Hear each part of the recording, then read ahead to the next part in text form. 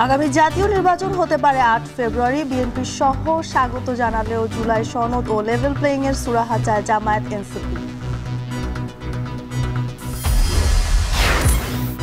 নির্বাচনে এআই অপব্যবহার ঠেকাতে ইসির বিধিমালা চূড়ান্ত, চলছে আরপিও সংশোধন। সিসি ক্যামে সর্বোচ্চ গুরুত্বের পরিকল্পনা।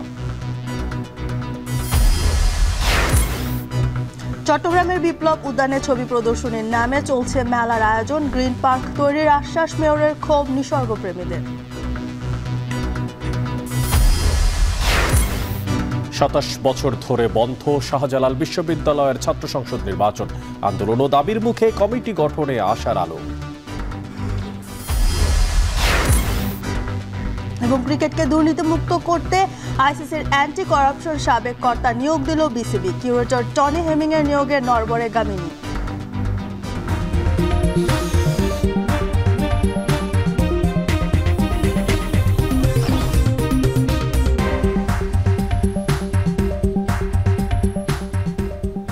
স্বাগত। এখন সকালে পুরো আয়োজনে আপনাদের সঙ্গে আছে আমরা দুজন, আমি জানসিন জুথিকা আর আমি মশিউর অনিক।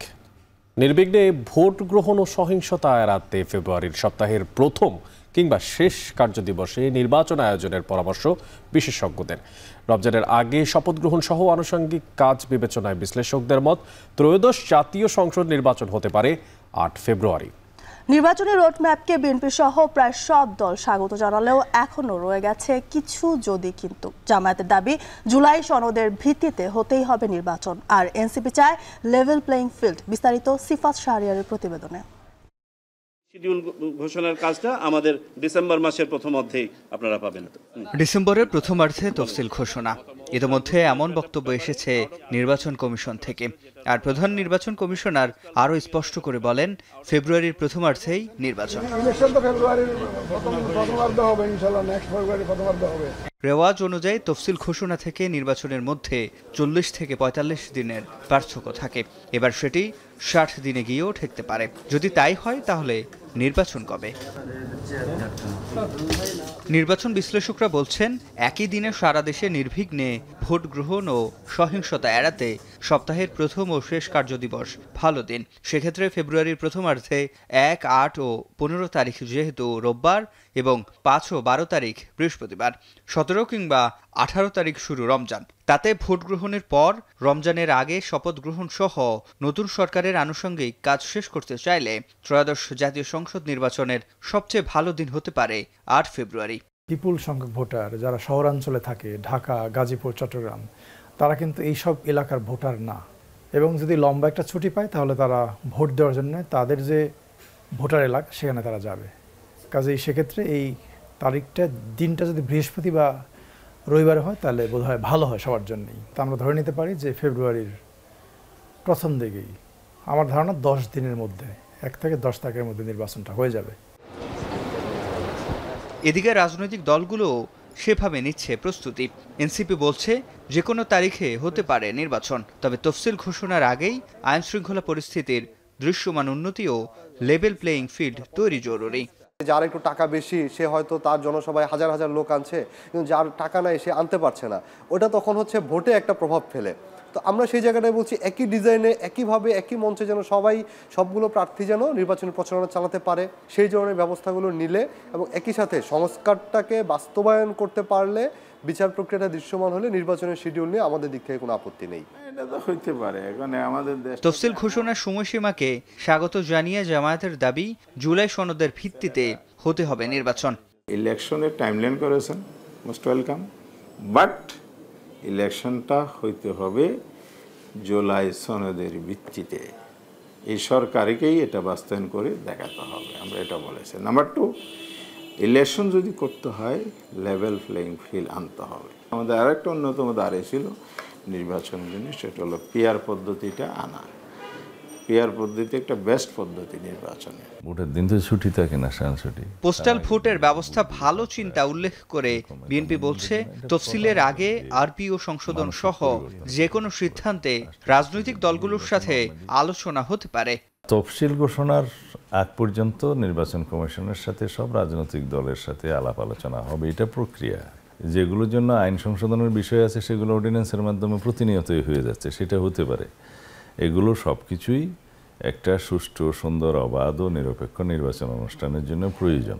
প্রবাসীদের ভোটের ক্ষেত্রে যেটা বলা হয়েছে যে পোস্টাল ব্যালটে শুধু মার্কাটা থাকবে, প্রার্থীদের নাম থাকবে না, এটাও একটা খুব চমৎকার সিদ্ধান্ত হয়েছে। এই প্রস্তাবগুলো খুবই উত্তম, যাতে কোনো নাগরিক তার সরকারি দায়িত্ব পালন করার কারণে ভোট বঞ্চিত না হয়।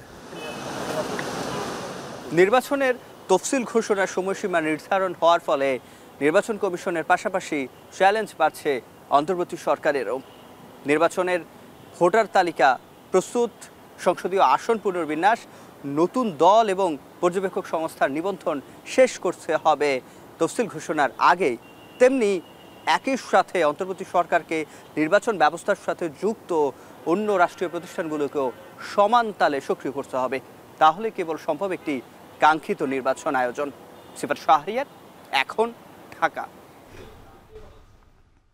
নির্বাচন ঘিরে এআইয়ের অপব্যবহার এবং সামাজিক যোগাযোগ মাধ্যমে গুজব নিয়ে শঙ্কিত নির্বাচন কমিশন।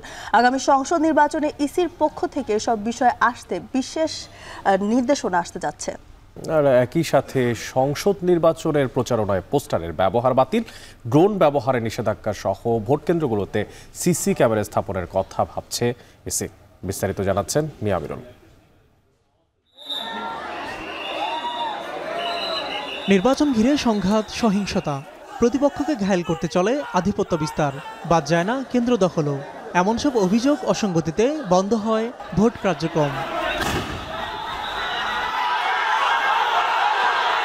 ভোটের সময়ে এসব ঘটনা এড়াতে প্রার্থী ও দলের প্রচারণায় আচরণবিধি লঙ্ঘনে নির্বাচন কমিশন কঠোর হলেও এসব যেন প্রতিটি নির্বাচনের নিয়মিত ঘটনা। সবশেষ 2024 সালে দ্বাদশ জাতীয় সংসদ নির্বাচনেও এমন সংঘাত, সহিংসতা আর আচরণবিধি লঙ্ঘনে ঘটে বেশ কিছু প্রাণহানি। নির্বাচনী সহিংসতায় বিগত 3 জাতীয় সংসদ নির্বাচনে অর্ধশতেরও বেশি প্রাণহানি ঘটে। আহতের সংখ্যা দাঁড়ায় কয়েক হাজারে। আমার জন্য এখন বড় দুশ্চিন্তা হয়ে গেছে যে AI, misuse of AI, abuse of AI, এই যে রং ইনফরমেশনগুলো দিচ্ছে। আচরণ বিধিমালা চূড়ান্ত হলেও বহুল ব্যবহৃত কৃত্রিম বুদ্ধিমত্তা, এআই এর অপব্যবহার নিয়ে শঙ্কিত খোদ কমিশন প্রধানও। তাই তো এবারও নির্বাচনী আচরণ বিধিমালা 2025-এ বিশেষভাবে গুরুত্ব পাচ্ছে বিষয়টি। পাশাপাশি সামাজিক যোগাযোগ মাধ্যমে বিশেষ নজরদারির কথা ভাবছে নির্বাচন কমিশন।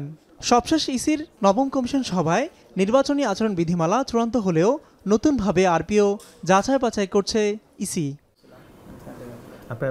এবার পরিবর্তিত পরিস্থিতিতে বিশেষভাবে যুক্ত হতে যাচ্ছে এআই প্রযুক্তি ব্যবহারে সচেতনতা।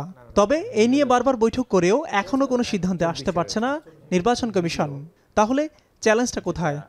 ইলেকশনের সময় কোনো একটা ভিডিও যদি 2-3 ঘন্টা অনলাইনে থাকে এবং সেটা যদি মিস ইনফরমেশন যুক্ত ভিডিও হয়, তাহলে কিন্তু আপনার যে কোনো এলাকায় কিংবা পুরো ন্যাশনালি ভোটার বিহেভিয়ার চেঞ্জ করে ফেলতে পারে। ইলেকশন টাইমে এই ওভারসাইট বোর্ড খুবই ক্লোজলি প্ল্যাটফর্মগুলোর সাথে কাজ করতে হবে। এছাড়া ড্রোন ব্যবহারের নিষেধাজ্ঞা সহ প্রয়োজনে সিসি ক্যামেরা ব্যবহারের কথা ভাবছে ইসি। রাজনৈতিক বিশ্লেষকদের শঙ্কা, ঝুঁকি এড়াতে দেশের 45,000 ভোট কেন্দ্রে ব্যয়বহুল হলেও প্রয়োজন বিবেচনায় সিসি ক্যামেরা বসানোর বিষয়ে সর্বোচ্চ গুরুত্ব দিতে হবে নির্বাচন কমিশনকে। শুধুমাত্র ঝুঁকিপূর্ণ কেন্দ্র না, আমার কাছে মনে হয় সবগুলো কেন্দ্র এবার ঝুঁকিপূর্ণ হয়ে যেতে পারে।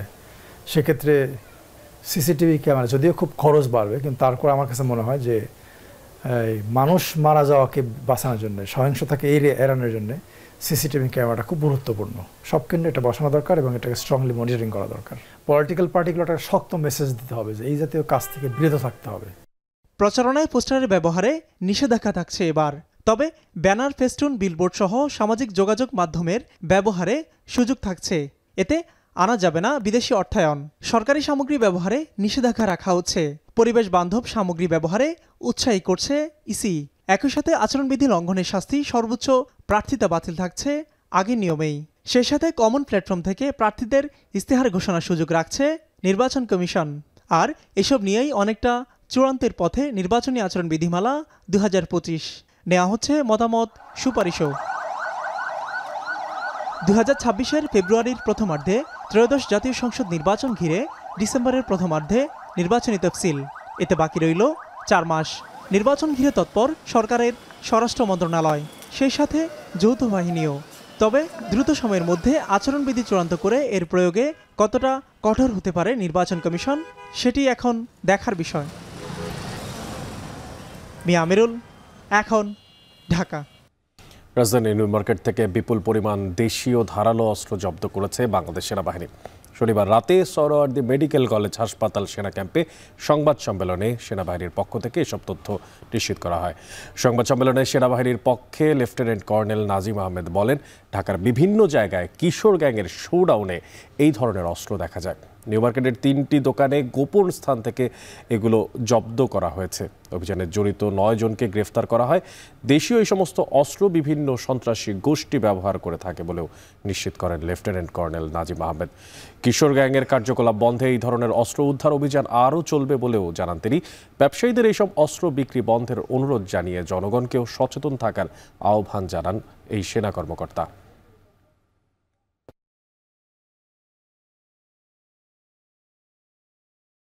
এবং তারা গোপনে ওপেনলি ব্যবহার করা হচ্ছে। আর এই আইটেমগুলো সিক্রেটলি,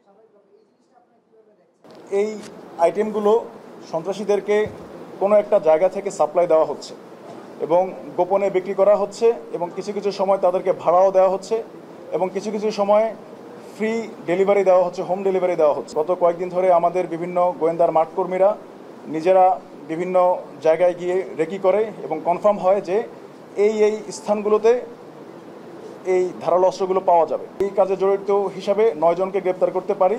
মোট 3টি দোকান থেকে মূলত এই আইটেমগুলো পাওয়া যায়।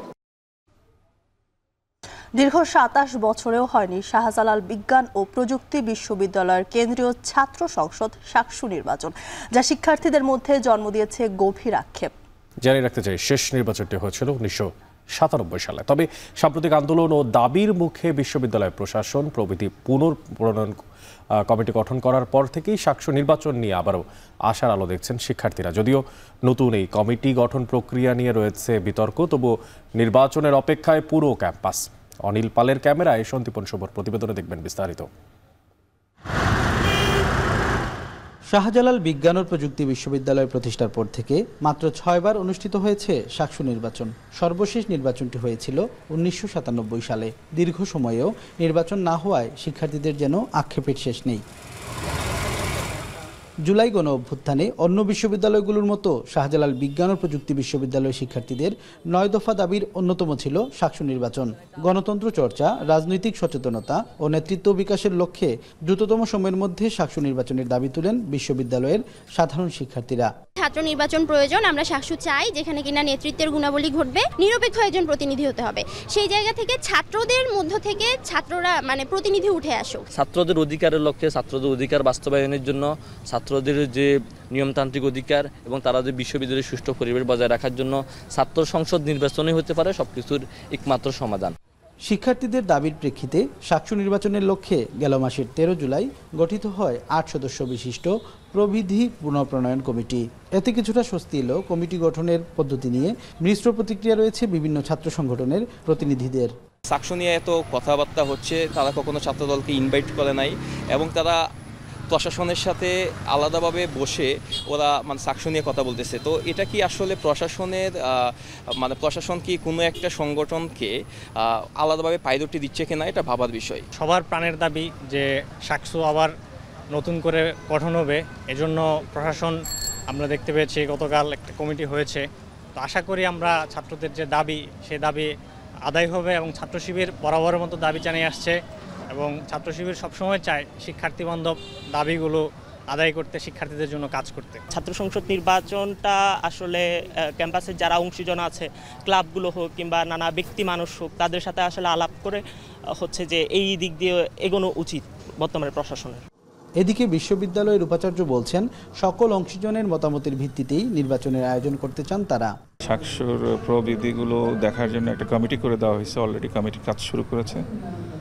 তারা স্টেক হোল্ডারদের সাথে কথা বলবে, আমাদের ছাত্রদের সাথে কথা বলে নিয়মকানুনগুলো সবগুলো দেখে সুন্দর একটা সাজেশন দিবে। দেওয়ার পর আমরা শাকসু নিয়ে বিস্তারিত আলোচনা করতে পারবো, কখন কিভাবে এটাকে দেওয়া যায়। দীর্ঘদিনের অপেক্ষার অবসান ঘটিয়ে সুষ্ঠু ও অংশগ্রহণমূলক শাকসু নির্বাচনের মধ্য দিয়ে ক্যাম্পাস ফিরে পাবে তার নতুন নেতৃত্ব।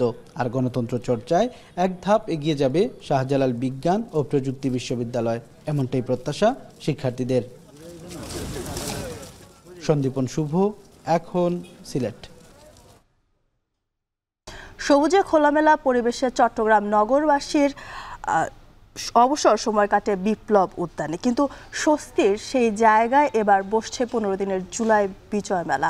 মেয়রের দাবি দেয়া হয়েছে জুলাইয়ের ছবি প্রদর্শনীর অনুমতি, কিন্তু বসানো হচ্ছে নাগরদোলা সহ অস্থায়ী দোকানপাট। বাণিজ্যিক স্থাপনায় প্রাকৃতিক সৌন্দর্য নষ্ট হওয়ায় ক্ষোভ নিসর্গপ্রেমীদের। চট্টগ্রাম থেকে কাজী মাহফুজের প্রতিবেদন। বন্দরনগরী চট্টগ্রামের অন্যতম প্রাণকেন্দ্র 2 নম্বর গেট এলাকায় ঐতিহাসিক বিপ্লব উদ্যান থেকেই 71 সালে দেশবাসীকে যুদ্ধে যোগ দেওয়ার ডাক দিয়েছিলেন জিয়াউর রহমান, যা নগরবাসীর কাছে এখন অবসর বিনোদনে অন্যতম পছন্দের জায়গা। প্রতিদিন বিকেলে বা ছুটির দিনে অসংখ্য মানুষ এখানে আসেন সময় কাটাতে। কিন্তু ঐতিহাসিক এই উদ্যানের দিকে সেন দৃষ্টি পড়েছে কুচক্রীদের। সাবেক মেয়র আজম নাসিরের সময় গাছ কেটে সর্বপ্রথম করা হয় দোকানপাট, রেস্টুরেন্ট। এরপর মেয়র রেজাউল করিমের সময় আরেক দফা ভাঙা গড়া হয় উদ্যানের। সম্প্রতি আবারও টিনের বেড়া আর ত্রিপল দিয়ে ঢেকে ফেলা হয়েছে উন্মুক্ত জায়গাটি। ভেতরে খোলা জায়গায় বসানো হয়েছে নাগরদোলা, সাম্পান, ড্রাগন ট্রেন। গড়ে তোলা হচ্ছে 35টি অস্থায়ী দোকান। এভাবেই নগরবাসীর প্রশান্তির জায়গায় চলছে জুলাই বিজয় মেলার প্রস্তুতি।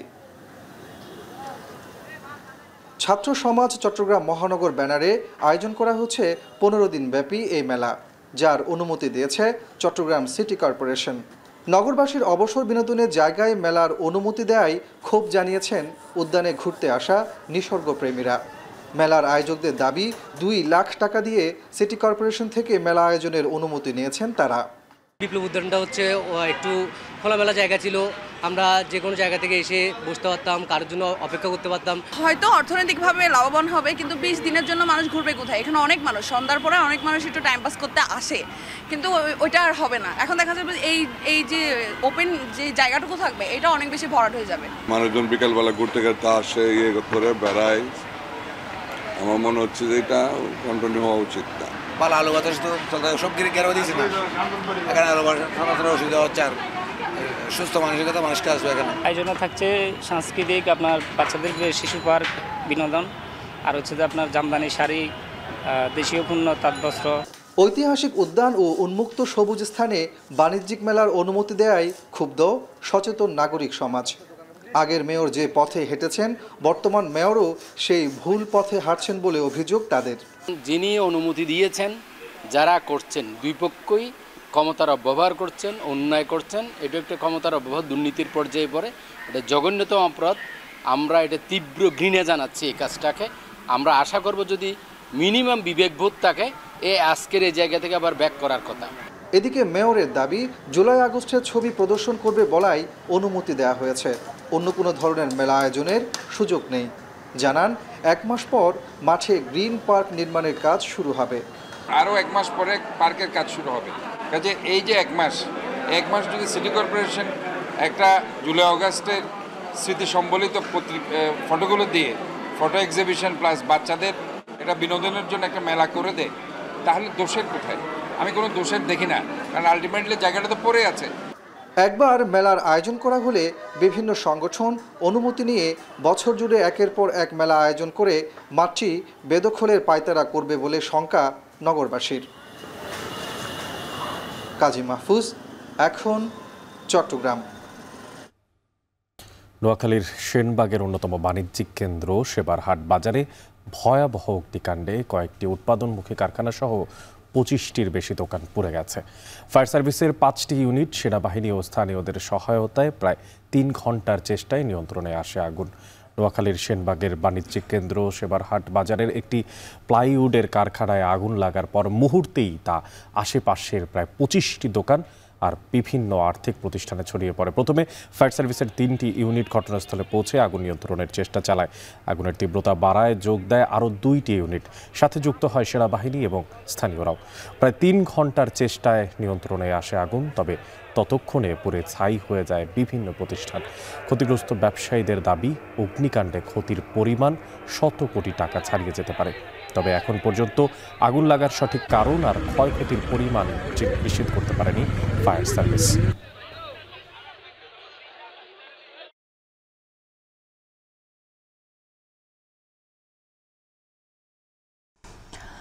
ভোলার বোরহানউদ্দিন এক স্বর্ণের দোকান মালিকের প্রতারণার শিকার উপজেলাবাসী। মনির জুয়েলার্স নামের দোকানে গচ্ছিত রাখা শতাধিক ভরি স্বর্ণ নিয়ে উধাও হয়ে গেছেন দোকান মালিক। নিখোঁজ দোকানদারের খোঁজ নেই গত কয়েকদিন ধরে, আর স্বর্ণ ফেরত না পেয়ে পথে বসার উপক্রম হয়েছে প্রায় 2 শতাধিক পরিবারের। ইমতিয়াজুর রহমানের প্রতিবেদন, ছবি তুলেছেন অঙ্কুর রায়। বোরহানউদ্দিন উপজেলার দেউলা ইউনিয়নের রাশিদা বেগম 5 বছরের মেয়ের হৃদরোগ চিকিৎসায় স্থানীয় মনির জুয়েলার্স থেকে 12 আনা স্বর্ণ জমা রেখে নিয়েছিলেন 25,000 টাকা। তবে টাকা পরিশোধ করলেও স্বর্ণ ফিরিয়ে দেওয়ার আগেই গেল 21শে জুলাই থেকে উধাও দোকান মালিক মনির। হাতে কাগজ নিয়ে দোকানের সামনে অসহায় ভুক্তভোগী রাশিদা। 25,000 টাকা নেওয়ার পরে আমি আর ঢাকা যাইনি, হয়তো একটা ঝামেলার মধ্যে পড়ে গেছি, আর যাইতে পারিনি। তো টাকাটা আমি গত মঙ্গলবারে দিয়ে জমা দিছি হের কাছে। টাকাটা দেওয়ার পরে হ্যাঁ বলছে যে আপা আপনি কাঠ নিয়ে বাসায় চলে যান, আমি আপনার 2 দিন পরে জিনিস দিব, বোলার থেকে জিনিস আনিয়া আপনারে দিব। পরে আর হ্যার পরে যখন আমি আসছি আইসা শুনি যে হে নাই, ফলাই গেছে, সবার সামনে সবার আলোচনা করতেছে যে হে নাই, মনির স্বর্ণকারে ফলাইছে। শুধু রাশিদা বেগমই নয়, এই ব্যবসায়ের সাথে লেনদেন করে নিঃস্ব হয়েছেন ইউনিয়নের অনেকেই। তাদের দাবি 100 ভরির বেশি স্বর্ণ জমা ছিল মনিরের দোকানে। স্বর্ণ কেনাবেচার পাশাপাশি চালাতেন গহনা জমা রেখে চড়া সুদে টাকা ধার দেওয়ার ব্যবসা। কিছুদিন আগে হঠাৎ দোকান বন্ধ করে এলাকা ছাড়েন মনির। থানায় অভিযোগ জানাতে গেলেও পুলিশের অসহযোগিতার অভিযোগ তুলেছে ভুক্তভোগীরা। তবে বোরহানউদ্দিনের চিফ জুডিশিয়াল ম্যাজিস্ট্রেট আদালতে মনিরের বিরুদ্ধে মামলা করেছেন এক ব্যবসায়ী। ঠিক করিও থুইয়া দিব, আর আপনার বাহি 25,000 টাকা লইয়া আইবেন, আই আপনার জিনিস লইয়া যান। বুধবারে বিকাল আইছি, আমি বিকাল আইয়া দেই টালা মারা। মনির আমি তো টাকা ঢোকাইছি, তুমি যেই কয়টিয়া ভাইবা আমি সেই কয়টিয়া ঢোকাইছি। 15 দিন কার তুমি আমার জিনিস আনো, কয় আপনি বিয়ালে আইন। বিয়াল আপনি সন্ধ্যার সময় আইছি, সন্ধ্যার সময় আইয়া দেই মনিরিয়ায় ফলাইয়া ভাগছে। ওর কাছ থেকে আমি সামান্য কিছু টাকা নিছি এবং আমি ওরা টাকা ওই দিয়ে দিছি, এই সেই টাকার রিসিপ্ট টাকা দিয়ে দিছি। আমার স্বর্ণ দিবে গয়া ও আজকাল করতে করতে ঘুরে আমার টাকাও দেয় নাই, প্লাস জিনিসও দেয় নাই। প্রশাসনের কাছে আবেদন আনিয়া আমাকে এই জিনিসটি আমার হেফাজত করে যার পৌঁছে দেব। পলাতক স্বর্ণ ব্যবসায়ীকে দ্রুত গ্রেপ্তার করে ভুক্তভোগীদের স্বর্ণ ও টাকা ফিরিয়ে দেওয়ার দাবি জেলা জুয়েলার্স মালিক সমিতির। অভিযোগ পেলে ব্যবস্থার আশ্বাস বোরহানউদ্দিন উপজেলা নির্বাহী কর্মকর্তার। উনি আমাদের সমিতির সদস্য নয়, কিন্তু তারপরেও ব্যবসা করতেছে। এখন এটা আমরা যখন শুনলাম ঘটনাটা, শোনার সঙ্গে সঙ্গে আমরা বিভিন্ন জায়গায় সোর্স নিয়োগ করেছিলাম তাকে কিভাবে ধরে আনা যায় বা কিভাবে কি করা যায়, কিন্তু আমরা তার অনেক জায়গায় আমরা চেষ্টা করেছি, তাকে পাওয়া যায়নি। এই বিষয়ে এখনো কেউ আমাদের কাছে অভিযোগ করেনি। কেউ যদি অভিযোগ করে সেটা আমরা অবশ্যই খতিয়ে দেখব এবং এ বিষয়ে আইনগত পদক্ষেপ গ্রহণ করা হবে। আমরা সেটা খতিয়ে দেখে যদি কেউ দোষী হয়, আপনি যার বিরুদ্ধে অভিযোগটা আনলেন, যদি সে অপরাধী হয় অবশ্যই আইনগতভাবে আমরা দেখব এবং আইনের মাধ্যমে যে সাজা তার প্রাপ্য সেটা আমরা অবশ্যই নিশ্চিত করার চেষ্টা করব। গত 25শে মে ভোলা সদর উপজেলার জংশন বাজারে গ্রাহকের 500 ভরি স্বর্ণ ও 50 লাখেরও বেশি টাকা নিয়ে উধাও হয় আরেক জুয়েলারি ব্যবসায়ী সোহাগ বালা। এবার বোরহানউদ্দিনের 100 ভরি নিয়ে লাপাত্তা মনির। এ বিষয়ে আইনশৃঙ্খলা বাহিনী দ্রুত তৎপরতার আশা ভুক্তভোগীদের। ইমতিয়াজুর রহমান, এখন ভোলা। বরি আবহাওয়ার কারণে সিলেটে বেশিরভাগ সবজির দাম বেড়েছে। সপ্তাহ ব্যবধানে দাম বেড়েছে 5 থেকে 15 টাকা পর্যন্ত। এ বিষয়ে আরও জানাতে সিলেটের সুবহানীঘাট কাঁচাবাজার থেকে যুক্ত আছেন সন্দীপন শুভ। সুপ্রভাত জানাচ্ছি আপনাকে। প্রথমে জানতে চাই যে বাজারে সবজির সরবরাহ কেমন দেখতে পাচ্ছেন, আর জানতে পারছিলাম যে 5 থেকে 15 টাকা পর্যন্ত সবজির দাম বেড়েছে, তো কোন সবজির দাম কত টাকা বাড়লো, কি তথ্য আছে আপনার কাছে?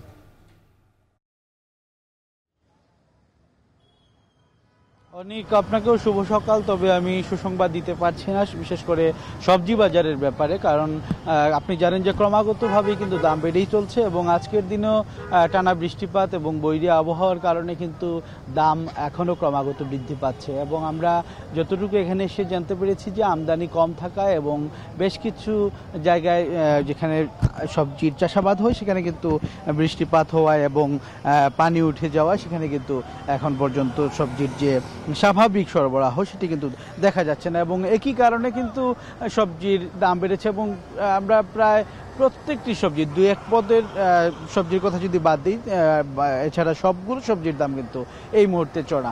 আমি আপনাকে আজকের বাজার দর সম্পর্কে একটু জানাতে চাই। আজকে টমেটো বিক্রি হচ্ছে পাইকারি বাজারেই 90 থেকে 100 টাকায়, যেটি খুচরা বাজারে 110 থেকে 120 টাকা পর্যন্ত বেড়ে গেছে। এর পাশাপাশি যদি আমি ঝিঙ্গার কথা বলি, সেই ঝিঙ্গার দামও কিন্তু আমরা গত সপ্তাহে দেখেছিলাম পাইকারি বাজারে 60 টাকা, সেটি আজকের বাজারে 70 টাকায় বিক্রি হচ্ছে শুধুমাত্র পাইকারি বাজারে, এবং সেটি খুচরা বাজারে 80 থেকে 90 টাকা পর্যন্ত বিক্রি হচ্ছে। এর পাশাপাশি যদি বরবটির কথা বলি, বরবটি গত সপ্তাহে আমরা দেখেছিলাম 90 টাকা, সেটি কিন্তু আজকের বাজারে 100 টাকা পর্যন্ত কেজি বিক্রি হচ্ছে। এবং ঢেঁড়সের কথা, ঢেঁড়স কিন্তু গত সপ্তাহে আমরা দেখেছিলাম 50 টাকা কেজি প্রতি বিক্রি হচ্ছে, এটি কিন্তু আজকে পাইকারি বাজারেই 60 টাকায় বিক্রি হচ্ছে এবং খুচরা বাজারে সেটি বেড়ে গিয়ে 70 থেকে 80 টাকা পর্যন্ত বিক্রি হচ্ছে। একইভাবে কিন্তু বেগুন, মূলা আর অন্যান্য পদের সবজির দাম একই রকম রয়েছে, অর্থাৎ 70 থেকে 80 টাকা খুচরা বাজারে বিক্রি হচ্ছে, পাইকারি বাজারে 50 থেকে 60 টাকায় বিক্রি হচ্ছে। বিশেষ করে যদি আমি বলতে চাই আরও কয়েক পদ সবজির কথা, বিশেষ করে চিচিঙ্গা বা বরবটির কথা, চিচিঙ্গার দাম কিন্তু আজকের বাজারে 80 থেকে 90 টাকায় বিক্রি হচ্ছে। এর পাশাপাশি যদি আমি করলার কথা বলি, করলার দামও কিন্তু 80 থেকে 90 টাকা কেজি প্রতি বিক্রি হচ্ছে। তো সবগুলো সবজির দামও কিন্তু বাড়ছে। পাশাপাশি শাক যেগুলো রয়েছে, শাকের দামও কিন্তু বেড়েই চলছে। এই মুহূর্তে যে বিষয়টি হয়েছে যে শাকের দামও কিন্তু আটা প্রতি গত সপ্তাহে 20 টাকা ছিল, কিন্তু আজকের বাজারে সেটি বেড়ে গিয়ে 25 থেকে 30 টাকা বিক্রি হচ্ছে, অর্থাৎ লাগামহীনভাবে কিন্তু সবজির দাম ক্রমাগত বেড়ে চলছে। তো এই ছিল আমার কাছে সিলেটের সবজি বাজার থেকে সবশেষ। সিলেটের সোবানীঘাট বাজার থেকে জানাচ্ছিলেন শাকসবজির দাম সহকর্মী সন্দীপন শুভ। যুক্তরাজ্যে নিষিদ্ধ ফিলিস্তিনি পন্থী সংগঠনের পক্ষে বিক্ষোভ চলাকালে 450-রও বেশি সমর্থককে আটক করেছে পুলিশ। এছাড়াও পুলিশের ওপর হামলার অভিযোগে গ্রেপ্তার করা হয়েছে আরও 7 জনকে। প্যালেস্টাইন অ্যাকশন নামের ওই সংগঠন নিষিদ্ধ করার প্রতিবাদে শনিবার লন্ডনের ওয়েস্টমিনস্টার পার্লামেন্ট বিক্ষোভ করেন সংগঠনের সমর্থকরা। পুলিশের দাবি, বিক্ষোভের সময় নিষিদ্ধ সংগঠনের নাম লেখা প্ল্যাকার্ড বহনের অপরাধে বিক্ষোভকারীদের আটক করা হয়েছে। যুক্তরাজ্যের সন্ত্রাস বিরোধী আইন অনুসারে নিষিদ্ধ এই সংগঠনের সদস্য হলে কিংবা পক্ষে সমর্থন আদায়ের চেষ্টা করলে সর্বোচ্চ 14 বছরের সাজা হতে পারে।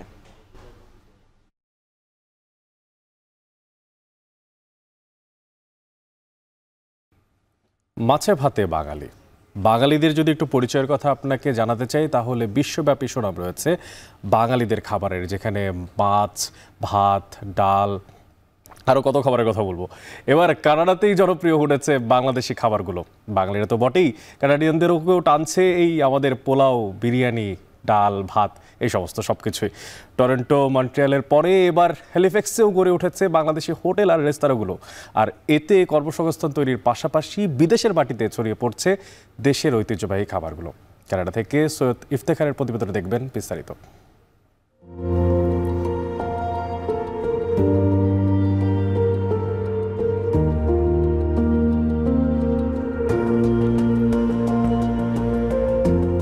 কানাডায় যে কটি শহর অতি দ্রুত বর্ধনশীল তার মধ্যে প্রথম সারিতে আছে হ্যালিফ্যাক্স। পূর্বাঞ্চল নোভা স্কোশিয়ার রাজধানী হ্যালিফ্যাক্সে বসবাস বহু বাংলাদেশির। এতদিন এই শহরে ছিল না কোনো বাংলাদেশি রেস্তোরাঁ, তাই অনেকটা বাধ্য হয়েই ভারতীয় হোটেলগুলোতে খেতে যেতে হতো বাঙালিদের। এবার সেই আক্ষেপ ঘুচিয়েছে ঘরোয়া ডাল ভাত রেস্তোরাঁ। ডার্থমাউথ, হ্যালিফ্যাক্স পাশাপাশি 2 শহরেই শাখা খুলেছে তারা। দেশীয় খাবারের স্বাদ নিতে সেখানে বাংলাদেশিরা যেমন যাচ্ছেন, তেমনি ভিড় করছেন এশিয়ার বিভিন্ন দেশের নাগরিক থেকে শুরু করে কানাডিয়ানরাও। So delicious and yummy, and it's first ever Bangladeshi restaurant in the Nova Scotia. আমার যেটা হয় প্রতি সময় এখানে আসা হয়, প্রতি সময় এখানে খাওয়া হয়, বাট স্পেশালি বিফ বিরিয়ানি এগুলো সব জিনিসগুলো আমরা ইজিলি মিস করতাম, বাট এখানে এসে আমরা সেই জিনিসটা পাইছি আর কি, এখানে খুব ভালো লাগে এখানে। ইতিমধ্যে জনপ্রিয় হয়েছে বিয়েবাড়ি কম্বো, চিকেন রোস্ট, ডাল ভাত ভর্তা কম্বো, মাছের কারি ইত্যাদি। এছাড়াও হাতে বানানো মিষ্টি দই চমচমও কুড়িয়েছে সুনাম। উদ্যোক্তা হয়ে ওঠার পেছনের কারণ জানালেন ঘরোয়া ডাল ভাতের কর্ণধার জিতু। বাঙালি কোনো খাবার পাইনি, আমি 4 দিন ছিলাম, ডোমিনোস পিৎজা খাইতে হয়েছে। তো তারপর গেলাম, তারপর আমার এখানে ফ্রেন্ড থাকতো, ফ্রেন্ডের সাথে শেয়ার করলাম। তো ফ্রেন্ড বললো আসার জন্য, তো আসলাম। আসার পরে আমরা ছোটোখাটো একটা ক্যাটারিং সার্ভিস দেওয়ার জন্য ট্রাই করছি।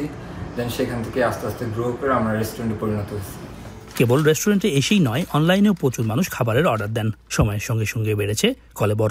আগামীতে কানাডার যেসব স্থানে এখনও দেশীয় খাবারের স্বাদ পৌঁছায়নি, সেখানেও তা ছড়িয়ে দিতে চান সংশ্লিষ্টরা। সৈয়দ ইফতেখার, এখন কানাডা।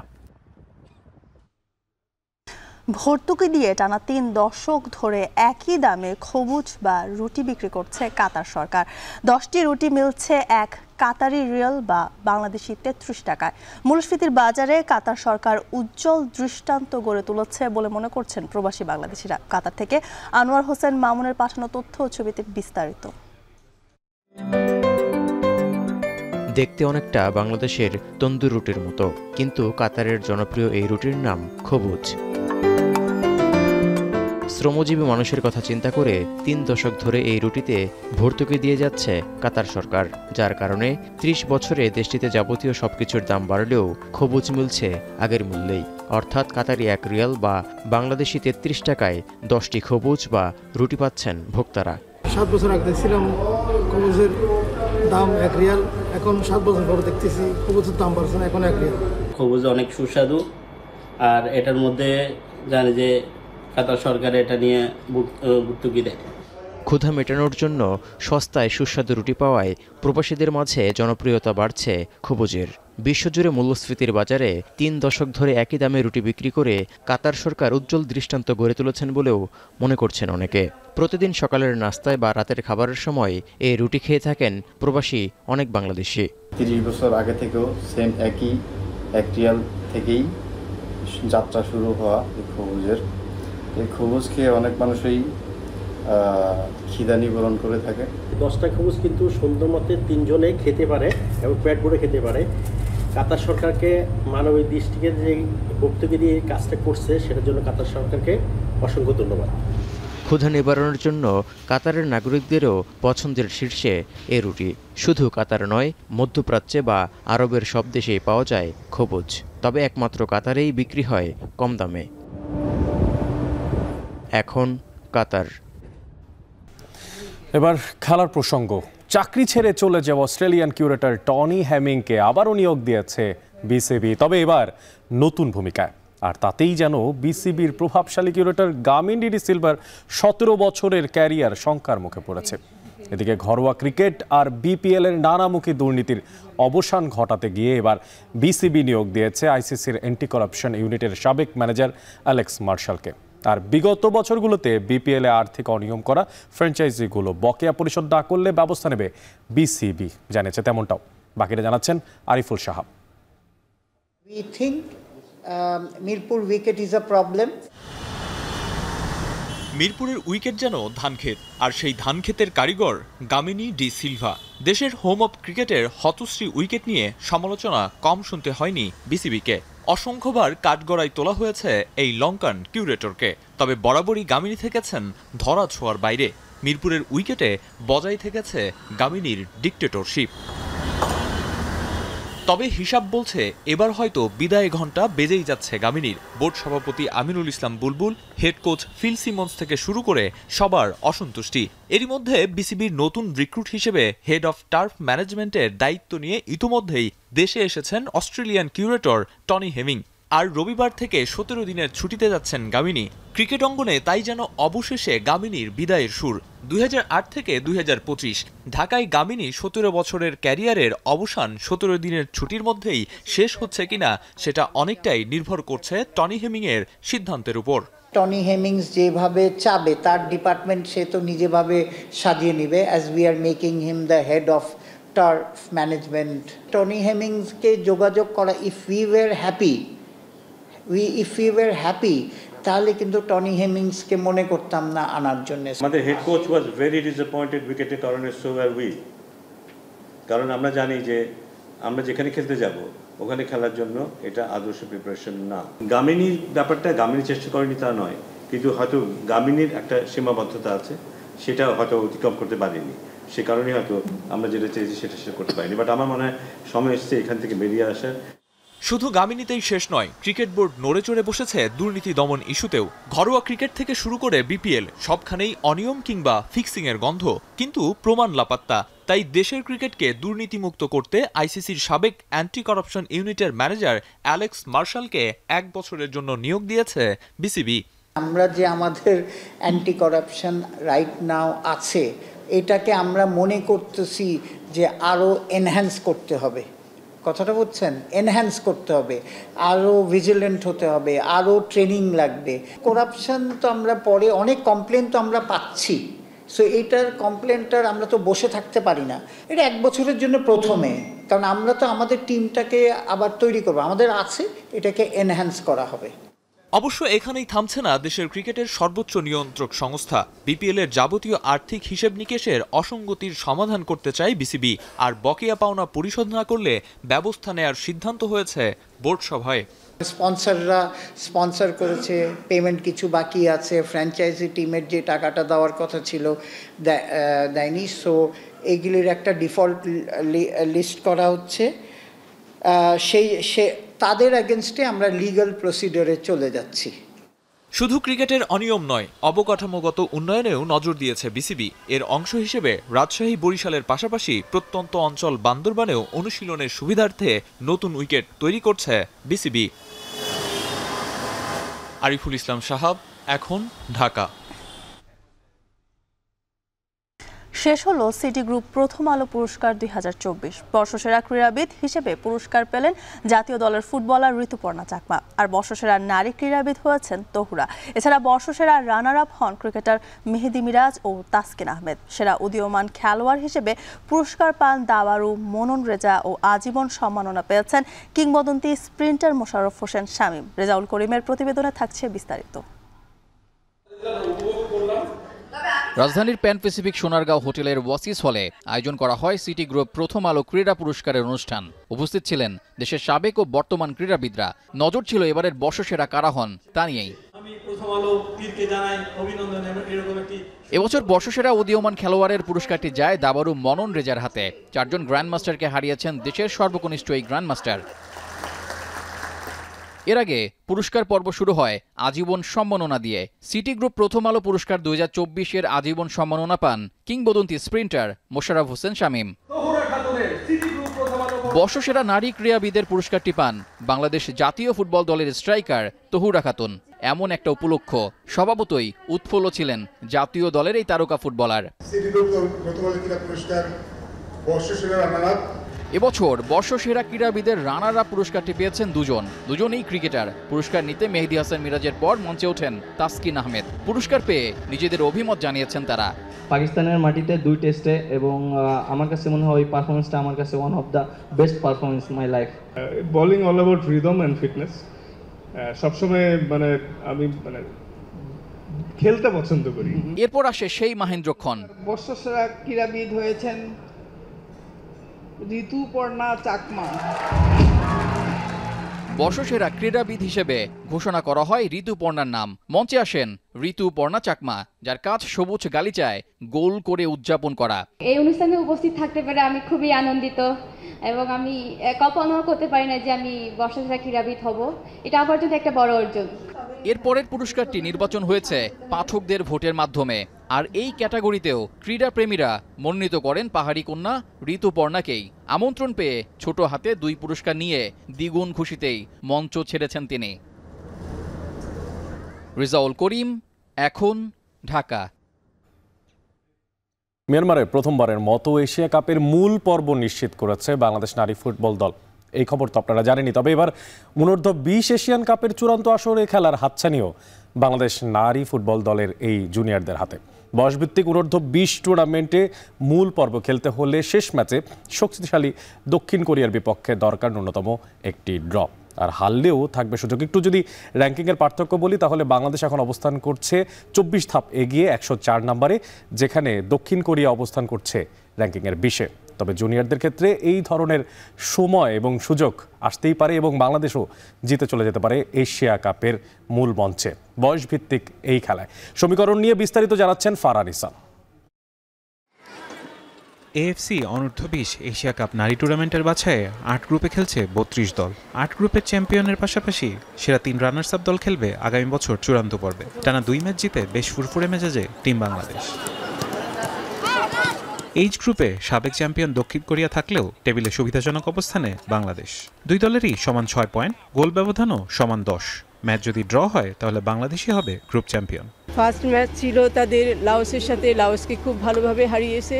একইভাবে আপনারা কালকে দেখেছেন যে তিমুরের সাথে কালকে ছিল, সেখানেও তারা 8-0 গোলে জিতেছে। আমার বিশ্বাস যে কালকে একটা অঘটন ঘটবে। টুর্নামেন্টের বাইলস অনুযায়ী একাধিক দলের পয়েন্ট সমান হলে হেড টু হেড বিবেচনায় আসবে। ড্র হলেও হেড টু হেড একই থাকবে। গোল ব্যবধানও সমান থাকায় বাইলসের ধারা অনুযায়ী বেশি গোলের হিসেব হবে। বাংলাদেশ 2 ম্যাচে করেছে 11 গোল আর কোরিয়া 10। সেক্ষেত্রে গ্রুপ চ্যাম্পিয়ন হবে আফিদারা। দক্ষিণ কোরিয়া নারী ফুটবলে বড় পরাশক্তি হলেও স্বাগতিক লাওসের বিপক্ষে মাত্র 1-0 গোলে কষ্টার্জিত জয় পায়। রোববার কোরিয়ার বিপক্ষে হারলেও বাংলাদেশের সুযোগ থাকবে মূল পর্বে খেলার। তখন 8 গ্রুপের মধ্যে সেরা 3 রানার্স আপ হলে মিলবে মূল পর্বের টিকিট। যেহেতু লাওসে এসেছি, দুইটা ম্যাচে আলহামদুলিল্লাহ ভালো খেলে মাঠ থেকে ফিরে এসেছি। আর একটা ম্যাচ দক্ষিণ কোরিয়া যদিও অনেক শক্তিশালী টিম, আশা করছি ভালো একটা ম্যাচ উপহার দিতে পারবো। তবে বড় ব্যবধানে কোরিয়া জিতলে কঠিন সমীকরণে পড়বে পিটার বাটলারের শিষ্যরা। অন্য গ্রুপগুলোর মধ্যে 3টি রানার্স আপ দলের পয়েন্ট 6 ও গোল ব্যবধান বাংলাদেশের চেয়ে বেশি হলেই কেবল সুযোগ হারাবে মুনকি সাগরিকারা। ফারহান ইহসান, এখন, ঢাকা। আর এর মাধ্যমে শেষ করছি এখন সকাল। তার আগে শিরোনামগুলো আরও একবার। আগামী জাতীয় নির্বাচন হতে পারে 8 ফেব্রুয়ারি। বিএনপি স্বাগত জানালেও জুলাই সনদ ও লেভেল প্লেইং এর সুরাহা চায় জামায়াত এনসিপি। নির্বাচনে এআই অপব্যবহার ঠেকাতে ইসির বিধিমালা চূড়ান্ত, চলছে আরপিও সংশোধন। সিসি ক্যামের সর্বোচ্চ গুরুত্বের পরিকল্পনা। চট্টগ্রামে বিপ্লব উদ্যানে ছবি প্রদর্শনীর নামে মেলার আয়োজন। বাণিজ্যিক স্থাপনা নিয়ে নিসর্গপ্রেমীরা ক্ষোভ জানালেও সমস্যা দেখছেন না মেয়র। 27 বছর ধরে বন্ধ শাহজালাল বিশ্ববিদ্যালয়ের ছাত্র সংসদ নির্বাচন। আন্দোলন ও দাবির মুখে কমিটি গঠনে আশার আলো।